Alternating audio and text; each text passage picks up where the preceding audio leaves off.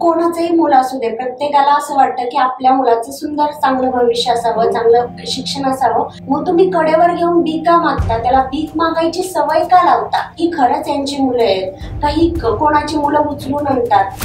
लहान मुलं प्रथमतः अपहरण करून दुसऱ्या राज्यातून आणली जातात आणि जे पब्लिक प्लेसेस आहेत त्या ठिकाणी त्यांना भीक मागण्यासाठी सोडली जातात.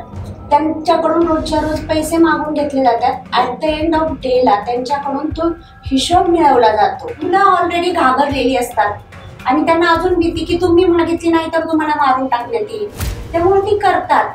पश्चिम बंगाल असेल त्याकडे खूप प्रकार चालतो. हा मुद्दाम अपंग पण केलं जातं या सगळ्यासाठी. हो, अपंग केलं, कारण अपंग केल्याशिवाय समोरचा भीक देणारा भावनिक होत नाही. सगळ्यात जास्त जोखीम तर मुलींच्या बाबतीत आहे. मुलगी मिळणं म्हणजे त्यांच्यासाठी शासनाचा कायदा आहे की अशा लहान मुलांना भीक मागताच येत नाही मुळात, पण त्या सगळी सर्रास दिसते. तसं मला म्हणायचंय की इतकं सगळं असून, इतकं सगळं समोर दिसत असून शांत काय सगळं?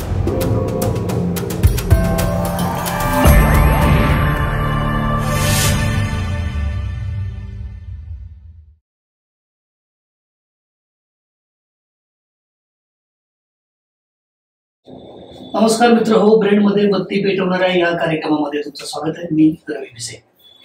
काय झालं, ऑफिसला जाता येता कधीतरी सिग्नलला 4 लोक हात पसरताना दिसतात. त्यात जास्तीत जास्त लहान मुलं दिसतात. हे वर्षानुवर्ष चक्र दिसत आलंय. म्हणजे लहान मुलं येतात, 4 पैसे मागतात, त्यांच्या चेहऱ्यावरचा भाव बघून हातात पैसे ठेवायचे वाटतात. हे दररोज चालत राहतं. आपण इतकं रुटीन मध्ये असतो त्यामुळे ते फारसं लक्षात येत नसलं तरी हे चक्र का चालत आहे, हे चक्र नेमकं चालवतंय कुणी, का हे मोठं षडयंत्र आहे, या सगळ्यावर अभ्यास करणाऱ्या अभ्यासिका राणी गडदे मॅडम माझ्यासोबत आहेत. राणीजी, खूप खूप स्वागत आहे तुमचं ब्रेडबत्तीमध्ये. खूप मोठा विषय तुम्ही हाताळताय अभ्यासाच्या दृष्टीनं. सुरुवात कशी झाली, तुम्ही कुठून आहात, तुमची थोडक्यात ओळख द्या. मी राणी शरद गडदे, एका छोट्याशा गावातून, बाहुलीपासून थोडस जवळ असलेल्या डोंगर गावातून येते. तर ज्यावेळेस मी कॉलेज करताना शहरामध्ये आली तर त्यावेळेस मी हे चित्र सर्रास पाहू लागले आणि त्यावेळी माझ्या मनात हे विचार आले की ही लहान मुलांचे आई वडील कोण असावेत, यांना का पाठवलं जातं भीक मागण्यासाठी? आपल्या लहान मुलांना जर एखादी गोष्ट आपण दिली नाही, काही इजा झाली तर आई वडिलांना वाईट वाटतं. अगदी आपण रोड क्रॉस करूनही देत नाही लहान मुलांना एकटे. तर ही सिग्नल वरती मुलं जी असतात ही कोणाची असतात, ही असे पैसे का मागतात? यांच्या आई वडिलांना असं वाटत नाही का आपल्या मुलांनी शिक्षण घ्यावं, त्यांचं एक भविष्य असावं? हे सगळे प्रश्न त्यावेळी माझ्या माइंडमध्ये आले आणि तेव्हापासून या गोष्टीचा मी विचार करायला सुरुवात केला आणि त्यावरती अभ्यास करायला सुरुवात केली की नेमकी ही मुलं येतात कुठून, त्यांचं एक भविष्य असावं. या सगळ्या गोष्टी माझ्या मनात यायला लागल्या. जसं आपल्याला वाटतं आपल्याबद्दल तसं निश्चित त्यांनाही वाटत असेल ना.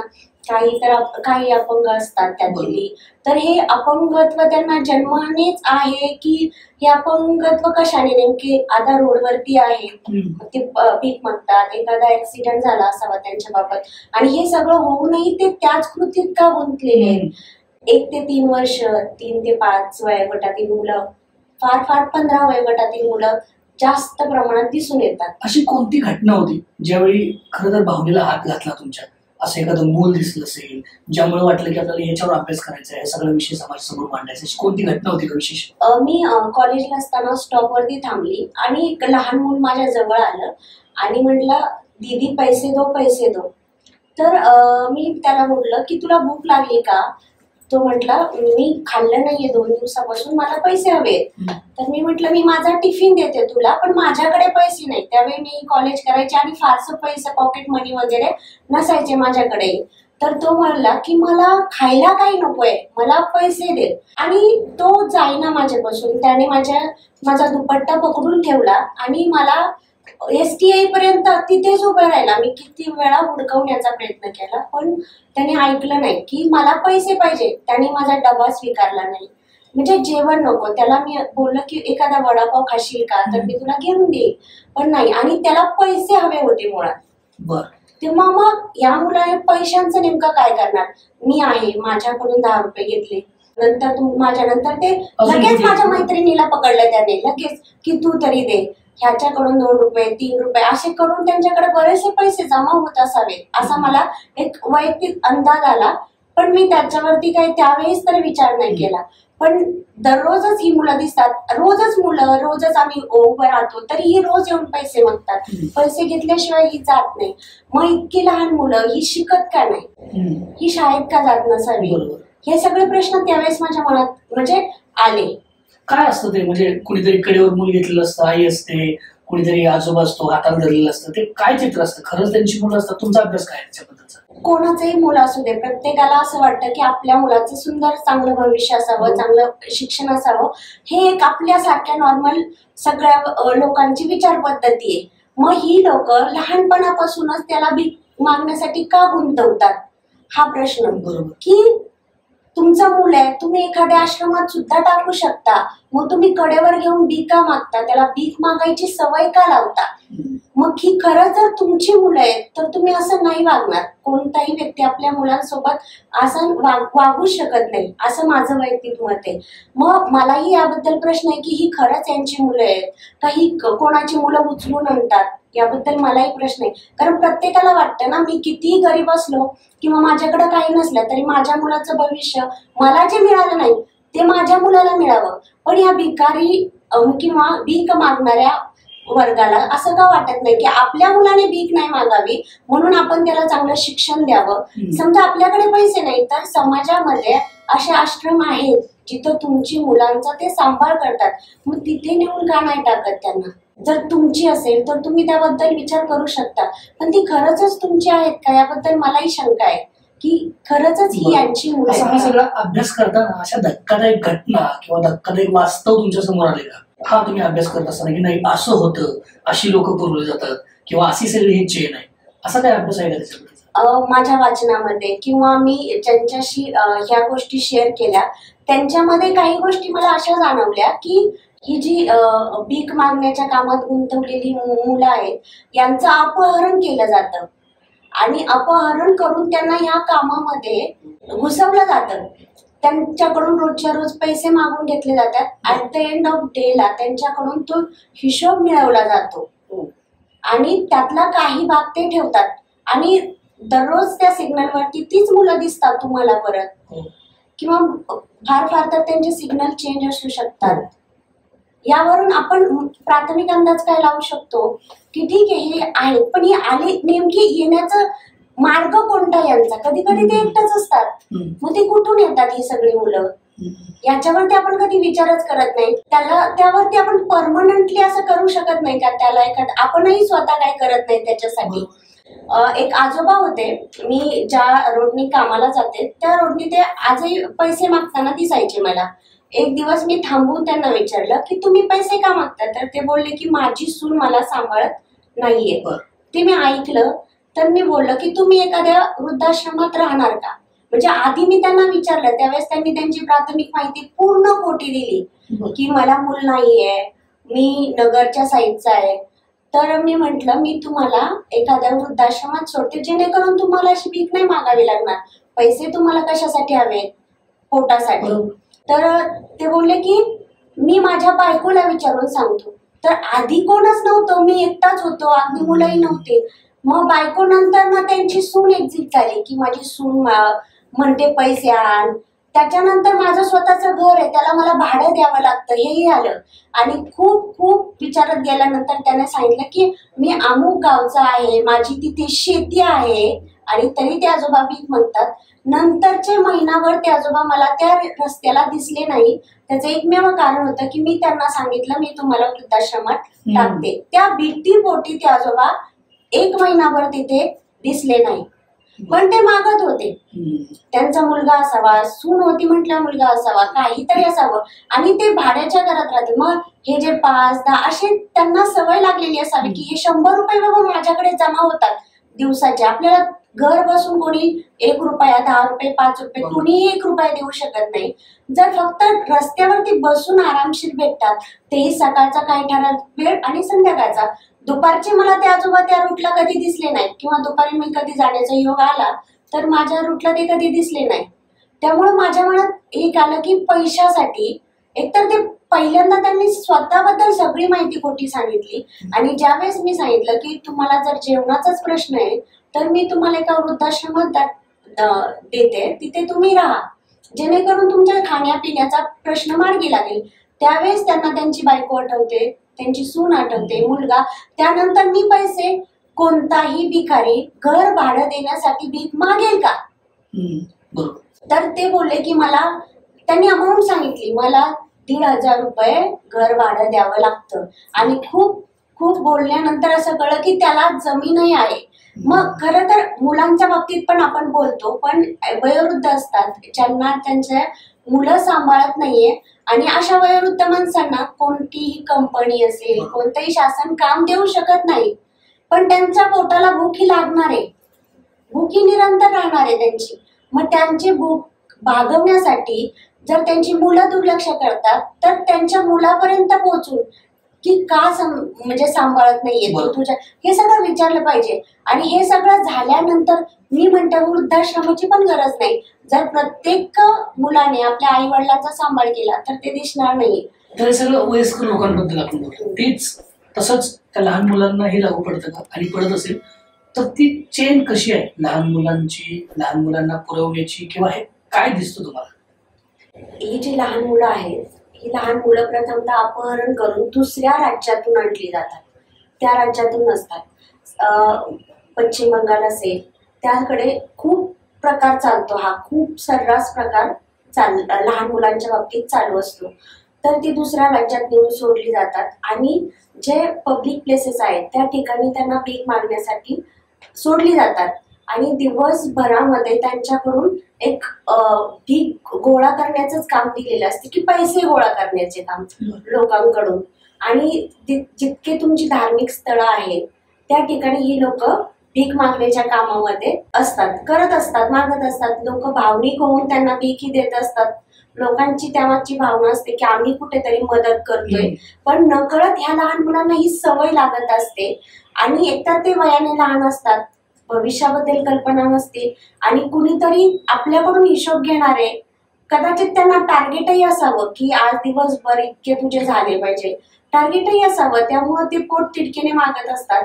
एखादा तुम्ही जर पाहिलं, तुम्ही जर गेले तर ती त्या एखाद्या ठराविक व्यक्तीपाशी जर उभी असेल तर जोपर्यंत ती व्यक्ती त्यांना भीक देत नाही तोपर्यंत ती तिथेच थांबलेली असतात. शिकवलेलं असतं. हो, शिकवलेलं असतं. कारण ते तुमच्याकडून खाण्याच्या वस्तू स्वीकारणार नाहीत, ते पैसे स्वीकारतात. पोटासाठी जर भीक मागत असणारी व्यक्ती खाण्याच्या वस्तू का स्वीकारत नाही? कोणत्या पण भूक लागलेल्या व्यक्तीला जेवण दिल्यावरती ते जेवण स्वीकारतं, पण ही लहान मुलं पैसे का मागतात? बरं, ही लहान मुलं दरवर्षी येण्याचं त्यांचा मार्ग कोणता आहे? कुठून येतात एवढी लहान मुलं? कोणतीही व्यक्ती आपली मुलं अशी सोडू शकत नाहीत की लहान मुलं भीक मागण्यासाठी तर कुणी सोडू शकत नाही. मग ही मुलं नक्की येतात कुठून? अपहरण जरी करतात तरी कुठून येतात, कोणाची असतात, ती परत त्यांच्यापर्यंत का पोहोचली जात नाही ही लहान मुलं? आणि त्यांचं भविष्य काय, यावरती सगळ्यावरती प्रश्नचिन्ह उभा राहतो. आणि हीच मुलं पुढे जाऊन देशात दरोडे घडवू शकतात, चोरी करू शकतात. म्हणजे लहानपणापासून एक वाईट काम करण्याची ज्यांना सवय लागते त्यांना वाईट काम करण्यामध्ये काहीच वाईट किंवा आपण काहीतरी नीतिमत्तेच्या विरुद्ध करतोय असं कधीच वाटणार नाही, कारण त्यांना ही सवय लागली. आणि ही सवय लागण्यासाठी त्यांना लहानपणापासून परावृत्त केलंय की तुम्ही हे करा, केलंच पाहिजे. किंबहुना त्यांना तसे धडे दिले गेलेले आहेत. एखाद्या नक्षलवाद्यांना तसे धडे दिल्या गेल्यानंतर तो तसं कृत्य करतो. तसंच या लहान मुलांच्या बाबतीत आहे की हे पैसा मिळवणं, पैसा कमवणं, तो पैसा आपला कोणतरी डॉन असणार त्याला द्यायणार आणि तो आपल्याला पोहोचणं, ही सवय लागलेली असणं. आणि हे सगळं कसं ठरतं? म्हणजे समजा पुण्यात काही मुलं मागतायत, तर पुणे बघणारा एखादा माणूस असू शकतो ज्या सगळ्यांचे पैसे कलेक्ट करतो संध्याकाळी, जसं तुम्ही म्हणाला? हो, असू शकतो. ही सगळी मुलं संध्याकाळच्या वेळेस कुठे जातात? कोण लक्ष देतं यांच्याकडे? एकदा तुम्ही भीक दिल्यानंतर तुमचं काम संपतं, त्यानंतर ही मुलं संध्याकाळची जातात कुठं? दररोज सिग्नलला दिवसा झोपणारी मुलं संध्याकाळची कुठे झोपत असतील? कुठे जातात ही मुलं? त्यांचे जे दिनक्रम असतो, आंघोळ असेल, या सगळ्या गोष्टी असेल, ह्या कुठे करतात? रोज तर सिग्नलवरती दिसतात आपल्याला, पण असं थोडीच आहे की ती जेवत नसतील, खात नसतील, बाकीच्या साऱ्या दिनक्रम नसेल त्यांना, ह्या सगळ्या गोष्टी कुठं करत असेल? कुठेतरी त्यांचा ठाव ठिकाणा असेलच ना. बरं, या मिळालेल्या पैशातून त्यांचा एक दिवस भीक मागणं बंद का नाही होत? एवढे पैसे तुम्ही, आज आपल्या देशाची संख्या जवळपास 150 कोटीच्या पुढे. त्याच्या मागे जवळपास 5 लाख इतके भिकारी आपल्याला आहेत. मग हे जे 5 लाख भिकारी आहेत त्याच्यामध्ये बालकांचं प्रमाण जास्त आहे. पण ही बालक मग संध्याकाळच्या वेळेस झोपतात कुठे, त्यांना निवारा असतो का?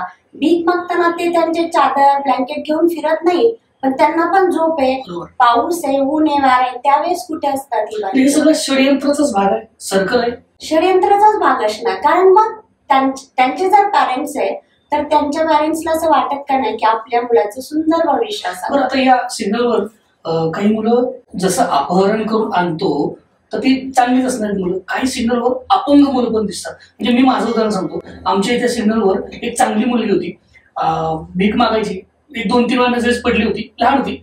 परत एक 2-3 महिन्यानंतर बघितलं तिचा हात गेला होता पूर्ण. आधी चांगला होता.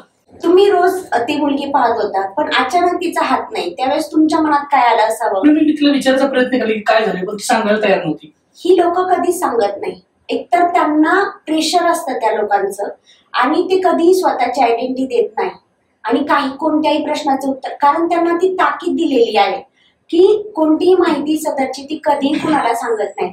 आणि त्यांच्या समोर एखाद्या व्यक्तीने जर सांगण्याचा प्रयत्न केला तर त्यांच्या समोर त्यांना शिक्षा केलेली असतात. त्यामुळे ती मुलं लहान असतात, त्यांच्या मनावरती लगेच परिणाम होतो की असं केल्यावरती जर असं होत असेल तर माझं असं बरं, म्हणजे मी सांगितल्यानंतर मला याच्यापेक्षा कठोर शिक्षा होणार असेल तर मी न सांगणं कधीही चांगलं. लहान मुलं ही गोष्ट पटकन कॅप्चर करतात. आणि काही मुलांना डोळे नसतात, तुम्ही पाहिलं असेल, अंध असतात. काही मुलांना एकच डोळा नसतो, अगदी डोळाच नसतो. मग असं का अपंगत्व का आलं असतं? पण अपंगत्व आल्यानंतर कोणत्या हॉस्पिटलमध्ये जाऊन ट्रीटमेंट वगैरे असे का घेत नाही, किंवा ती पैसे मागताना असं का म्हणत नाही की मी माझ्या हातावरती काही प्रक्रिया करणार आहेत, आपण कृत्रिम हात वगैरे असं का करून येत नाही? आणि हा जो पैसा कलेक्ट होतो ह्याचं काय करतं सगळं? हा म्हणजे मलाही प्रश्न पडतो की आपण कधी विचारत नाही त्या मुलांना की तुमच्याकडे किती, आपण फक्त 10-5 देतो आणि इतका विचार करतो की 10-5 रुपयाने मुलांना काय फरक पडणार आहे किंवा असे काय होणार आहे. पण अशा कोट्यावधी लोकांचे 10-5 रुपये कलेक्ट केले तर आज ते करोडपती आहे. माझ्या या अभ्यास करताना माझ्या वाचनात असं आलं की मुंबईतला श्रीमंत भिकारी ज्याच्या मुंबईत 2 ते 3 फ्लॅट्स आहेत, म्हणजे भीक मागून एखादा व्यक्ती फ्लॅट घेऊ शकतो. मग या मुलांकडे जेमतेम रक्कम तर होत नसेल, बरीचशी अमाऊंट होत असेल, मग ही अमाऊंट ते ठेवतात कुठं? त्यांची बँकेमध्ये खाती नसतात. बरोबर. पण ती कॅटेगरी थोडीशी वेगळी आहे. म्हणजे स्वतःहून भीक मागणं, पर्याय नसणं, म्हातारे वयस्कर झाल्यानंतर आणि भीक मागायला लावणं ह्या लहान मुलांना, हे दोन्ही कॅटेगरी वेगळे आहेत. आता यांच्याकडे मुळात पैसाच राहत नाही, यांच्याकडे ठेवलाच जात नाही, तर तसे काही यांच्याकडे पैसे जमा होण्याची काही शक्यताच नाही. यांचे सगळे काढून घेतले जातात. हे सुरू कुठून होतं, म्हणजे याचा केंद्रबिंदू काय, कुठून दिसतं, म्हणजे हे सुरू झालेलं? म्हणजे ही मुलं कुठल्या तरी राज्यात आणतात, इथं महाराष्ट्रात आणतात, कोणतरी असेल ना असं सगळं मुलं पुरवणारा. जसं एखाद्या मूवीमध्ये पडद्यामागचे कलाकार असतात, तसाच हा फक्त मुलं दिसणं सिग्नलवरती हा एक पडदा आहे. आणि याच्या पडद्यामागचे कलाकार वेगळेच आहे. हे कलाकार नाही म्हणता येणार, हे मानवतेला काळीमा फासणारी लोक आहेत जी पैशासाठी लहान मुलांचा वापर करतात. ते कारण भारताचा जर विचार केला तर भारतामध्ये लोकसंख्या ही जास्त आहे. प्रत्येक व्यक्तीकडून एक रुपया मिळवला तरी तुम्ही आज 150 कोटीचे मालक होणार, करोडचे मालक होणार आहेत. आणि असेच आता 1 रुपया तर कोणी देत नाही. तुम्ही जर ऑब्झर्वेशन केलं ना, काही दिवसांनी भिकारी फोन पे घेऊन बसलेले दिसतील, कारण लोक कॅश ठेवत नाही आता. पण 1-2 रुपये तर सहसा 1 रुपये देण्याची सुद्धा लाज वाटते. मग दिलं तर आपण 5 रुपये देतो, 10 रुपये देतो. 25 लोकांचे 5-10 रुपये करा. त्याचं काही वय ठरलेलं असतं का की एवढं लहान मुलं असेल त्याला आपण त्याच्याकडनं भीक मागून घेऊ, थोडा मोठा झाला की मग साईडला करू? कारण ती भावनिकता किंवा नातच ओढत नाही आपलं. लहान असेल तर आपण पटकन देतो. फार तर वयाच्या 12 ते 13 वर्षापर्यंतचीच मुलं तुम्हाला भीक मागताना दिसतील. त्याच्या पलीकडे मुलं तुम्हाला भीक मागताना दिसणार नाही. ऑब्झर्वेशन आपण जर केलं तर त्यानंतर या मुलांचं काय होतं, त्यांचं भविष्य काय असतं कोणालाही माहित नाही. कदाचित ही मुलं पुढे जाऊन वाईट मार्गातच स्वतःचं भविष्य घडवत असतील. जे पडद्यामागचे ह्यांचे कलाकार आहेत, जे मेन ज्यांना हे कठपुतलीप्रमाणे चालवतात, हे कोणत्या तरी वाईट गोष्टीतच त्यांना गुंतवत असतील ना. आणि जे आपल्याकडे चोरी, दरोडे, खून, मारामारी, हल्ले असे हे ज्या घटना घडतात, कदाचित ही मुलं तिथूनच आली असावी. आपण विचार करतो लोकांची मानसिकता अशी का होते, पण ज्यांना लहानपणापासूनच या वाईट गोष्टींचं बाळकडू पाजलं गेलंय. मी जर लहानपणापासून अगदी चुकीचंच काम केलंय तर मला ते चुकीचंच बरोबर वाटतं, किंबहुना माझी मानसिकता अशी होईल की माझा जन्मच या कामासाठी झालेला आहे. म्हणजे वाईट वाटणार देखील नाही त्या गोष्टीचं की मी वाईट काहीतरी करतोय. आता महाराष्ट्रात जी काही मुलं दिसतात सिग्नलला किंवा इतर ठिकाणी धार्मिक स्थळावर असेल कुठे, ती हिंदी बोलणारी जास्त वाटतात आपल्याला किंवा वेगळ्या भाषेची असतात, मराठी बोलणारी नसतात. ती वेगवेगळ्या राज्यात उचलून आणली असतात. मी पहिल्यांदा सांगितलं की त्याच राज्यातली मुलं जास्त नसतात. एका राज्यातून दुसऱ्या राज्यात त्यांना नेलं जातं. एकतर त्यांची आयडेंटिटी लवकर मिळत नाही, एकतर हँडिकॅप्ट वगैरे असेल तर सहसा लक्ष देत नाही. एखाद्याची बोट नाहीयेत, हात नाहीयेत, पाय नाहीये, डोळा नाहीये. मग अशा प्रकारची मुलं आपल्याला दिसतात आणि महाराष्ट्रात आपल्याला कधीच दिसणार नाही. कारण मग त्यांची आयडेंटिटी होण्यास मदत होईल. कारण ही मुलं असतात अपहरण केलेली. कोणाही स्वतःचा मुलगा या कामासाठी कोणी देऊच शकत नाही.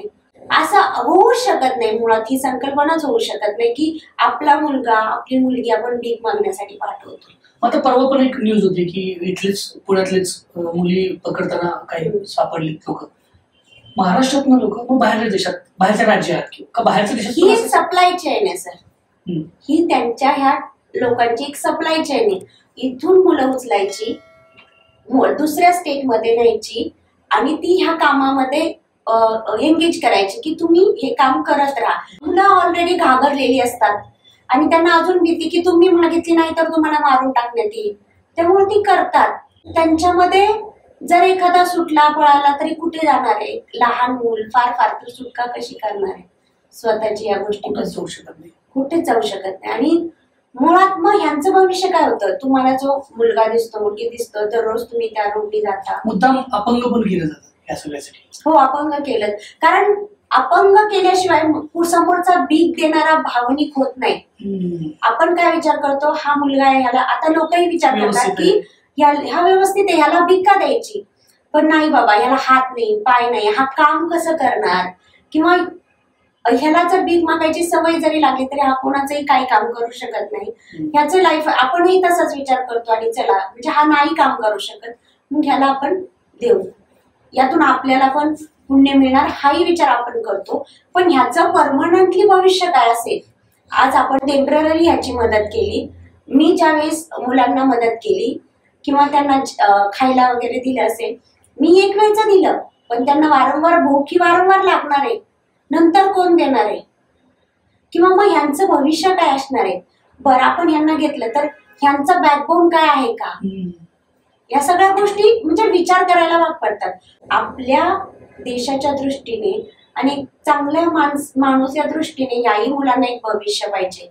आणि यातून जे निर्माण होणार आहेत, भीक मागणाऱ्या मुलांकडून एखादा IAS अधिकारी नाही होणार, एखादा समाजसेवक नाही घडणार, एखादा दरोडेखोर घडणार, एखादा चोरी करणारा घडणार, एखादा दहशतवादी घडणार, पण चांगली व्यक्ती घडणार नाही. मग यांच्या भविष्याचा पण आपण विचार करायला. ऍक्च्युअली भारताचं भविष्य, आपलं भविष्य आहे. आपण बोललं जातं की आजचे बालक उद्याचे पालक आहे, नंतरचे मालक आहे. म्हणजे या देशाचे भविष्य आहे. लहान मुलं ही देशाचं भविष्य आहे. आपण सगळ्या लहान मुलांचा विचार करतो. मग रोज रस्त्यावर दिसणाऱ्या, सिग्नलवर दिसणाऱ्या, धार्मिक स्थळांवर फिरणाऱ्या लहान मुलांचा विचार आपल्या कधीच मनात येत नाही की यांचं भविष्य काय असेल आणि ही आपल्या देशाच्या चांगल्या कामासाठी का नाही उपयोगी येणार किंवा एखादं चांगलं जीवन का नाही जगणार ही लोक. त्याच्यात दोष कोणाचा आहे? सिग्नलवर भिकारी दिसणं, अशी लहान मुलं दिसणं, बेसिकली दोष कोणाचा आहे? याचा जर आपल्याला अभ्यास करायचा झाला ना, त्या लहान मुलांपर्यंत पोहोचणं, ती लहान मुलांच्या भविष्याचा विचार करणं, त्यांच्याकडून हे मत काढून घेणं की नेमकं कुठून आला तुम्ही काय, आणि त्यावेळेस ह्या मुलांनी खरं सांगणं, त्यातून आपल्याला कळू शकतं आणि आपण त्या लोकांपर्यंत पडद्यामागचे जे कलाकार म्हणतो त्याप्रमाणे पोहोचू शकतो. आता अपहरण करताना ही खूप चालाक पद्धतीने अपहरण करतात. त्यांच्यात महिलांचा पण समावेश असतो आणि म्हणजे त्यांचं टार्गेटच आहे की इथून मुलगा उचलायचंय.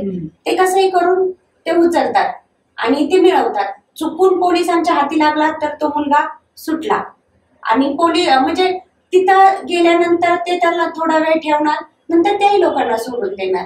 पण त्यावर त्यांचं काम थांबत नाही, त्यांचं कामच ते.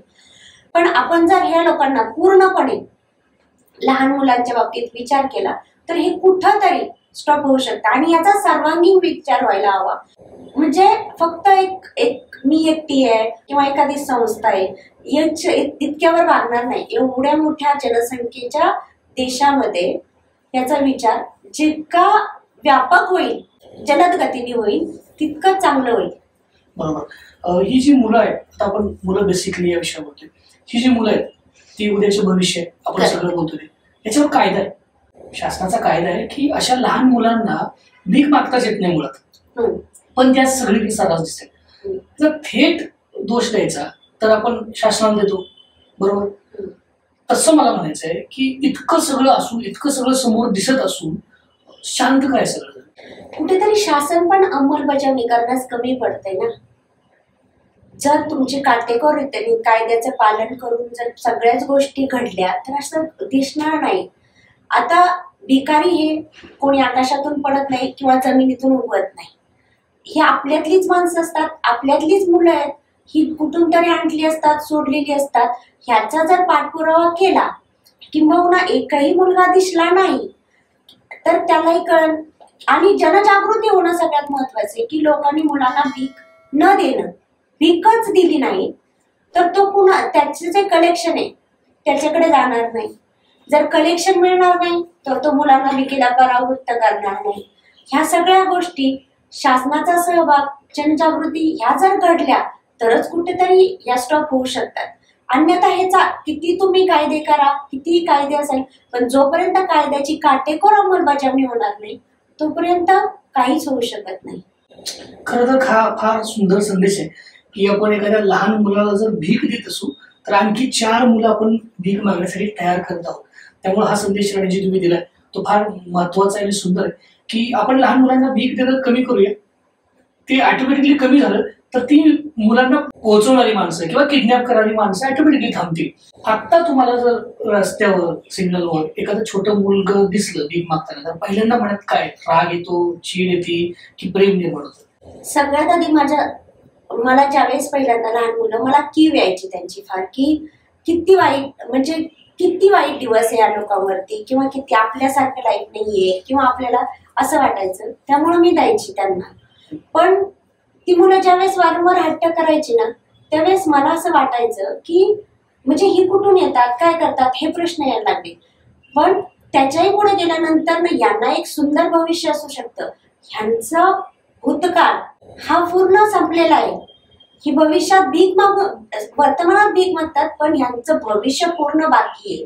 आणि हे भविष्य जर आपण चांगल्यात कन्वर्ट करण्याचा प्रयत्न केला तर ते एक भारताचे एक चांगले नागरिक म्हणून जगतील आणि चांगलं जीवन जगतील.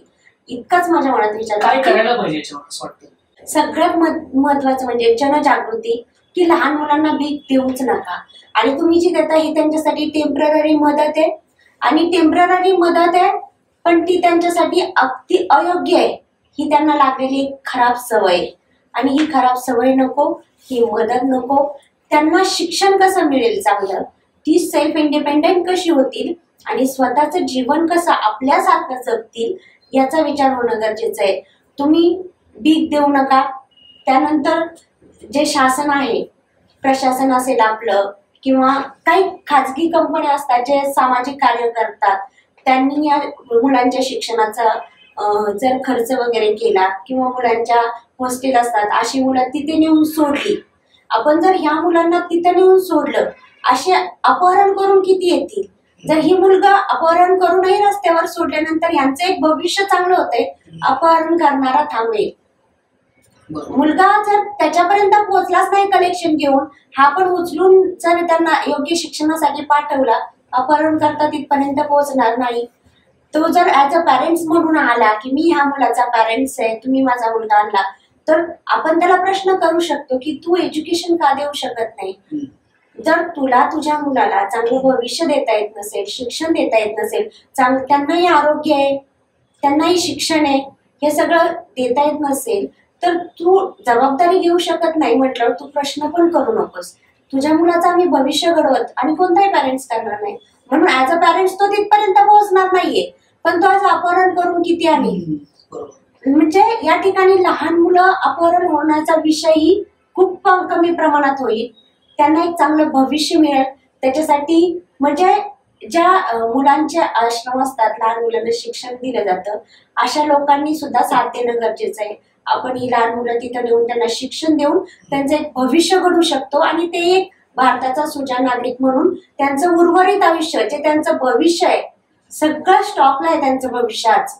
आणि कदाचित त्यातून एखादा चांगला व्यक्ती आपल्या देशाला मिळू शकतो.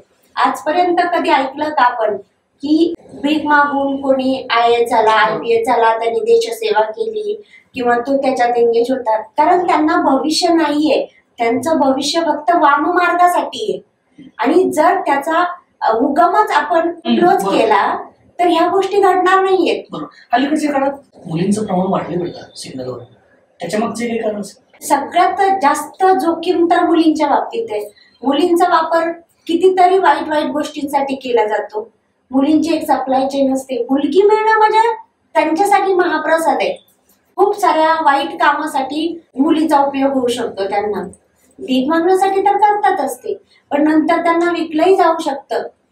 कारण 15 वर्षानंतर तर मुलगी त्यांना विकण्यासाठी रेडी आहे ना. मुलींच्या बाबतीत तर सगळ्यात जास्त जोखीम आहे. तुमच्या इथून पुढचा प्रवास कसा असणार आहे? भिकारी मुक्त भारत हे अभियान तुम्ही स्वतः राबवत आहे आणि ते पुढे घेऊन जात आहात.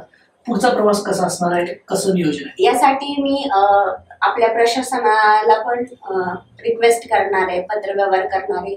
महिला बालकल्याणला पण पत्रव्यवहार करणार आहे.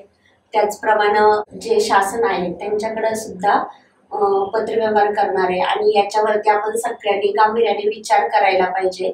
जे वयोवृद्ध लोक आहेत त्यांचं जीवन संपलेलं आहे, म्हणजे त्यांना फक्त पोटासाठी जगायचंय. त्यांचा एक वेगळा पार्ट आहे. भिकारी मुक्त भारत तर होणारच, त्याच्यात शंका नाही, पण या मुलांना चांगलं भविष्य आपण कसं देणार आहोत याच्यावरती विचार करायचा आहे. जेणेकरून वाममार्गातले जास्त व्यक्ती आपण निर्माण करण्यापासून बंद करणार आहे, ती प्रोसेसच बंद करणार आहे. त्याकडून अपहरणाचा पण गोष्ट कमी होती. आपण रोजच्या वर्तमानपत्रात वाचतो अमुक ठिकाणी एखाद्या लहान मुलाचं अपहरण केलं. रस्त्यावरची सुद्धा लहान मुलं असतात जी गरीब लोक आहेत, जी पोट भरून स्वतःचा उदरनिर्वाह करतात, पालामध्ये राहतात, त्यांची सुद्धा लहान मुलं उचलून नेली जातात. पण त्यांनाही भविष्य मिळेल, एक देशाला एक सुजाण नागरिक मिळेल. बरोबर. तुम्ही फार सुंदर विषयाला हात घातलाय. रोजचा दिसणारा विषय पण तितकासा पटकन लक्षात न येणारा विषय, आणि जी तुम्ही फार सुंदर विषय निवडताय आणि यात तुम्हाला यश लाभो. कारण हा भारत आहे आणि हा उद्याचा भारत आहे. त्यामुळे सगळ्यात तुम्हाला यश लाभो आणि लवकरच अनेक वर्ष आपण स्वप्न बघतोय की भिकारी मुक्त भारत व्हावा. भिकारी मुक्त भारत होईल न होईल पुढची गोष्ट. लहान मुलांना तरी भीक मागण्यासाठी त्यांचं आयुष्य बर्बाद करू नये ही सगळी मनापासून इच्छा वाटते. आणि तुम्ही खूप सुंदर विषय निवडलाय आणि अभ्यास करता. पुढील वाटचालीसाठी तुमच्या खूप खूप शुभेच्छा. थँक्यू सो मच इथं आल्याबद्दल. Thank you sir.